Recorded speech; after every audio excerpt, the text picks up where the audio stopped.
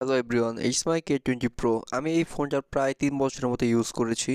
ফোনটা এখন অনেক ফ্রেশ কন্ডিশনে আছে। আমি শুধু একটু কাস্টমাইজ করেছি ইনডোর অ্যান্ড আউটডোর।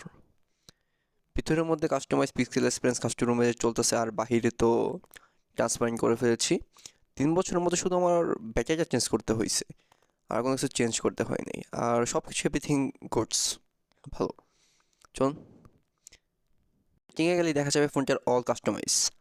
আমরা এখানে পিক্সেল এক্সপিরিয়েন্স কাস্টমটি ইউজ করেছি, প্লাস অ্যান্ড্রয়েড 13 ইজেকশনে।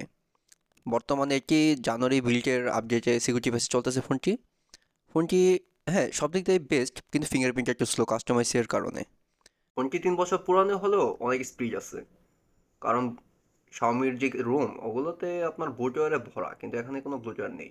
আর ব্যাটারি হেলথ খুব ভালো, ব্যাটারি চেঞ্জ করার পর আমি খুবই ভালো ব্যাকআপ পেয়েছি। আর ক্যামেরা LMC 8.4 বর্তমানে ব্যবহার করে আসছি আমি।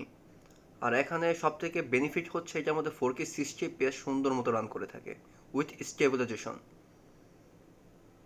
আমার বর্তমানে যত আগের ভিডিও আছে সবগুলো কিন্তু K20 Pro দিয়েই করা।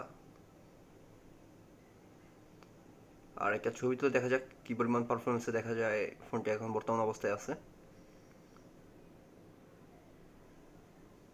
দেখতেই পারতেছেন ছবি। এটি হচ্ছে আমাদের ওভারঅল বলতে পারেন যে 3 বছর ইউজিং রিভিউ। 3 বছর যে ইউজটা করেছি সেটা রিভিউ। চলুন ফোনটা অফ করে দেখা যাক। Now it's one plus. এটা হচ্ছে ফোনের মূল আকর্ষণ, কারণ ফোনটি কাস্টমাইজের কারণে আমি বুট লোগো পর্যন্ত চেঞ্জ করে ফেলেছি।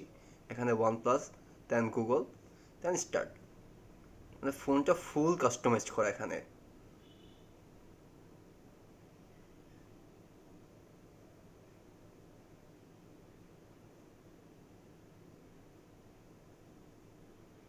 এটা হচ্ছে আমাদের 3 বছরের ইউজিং রিভিউ।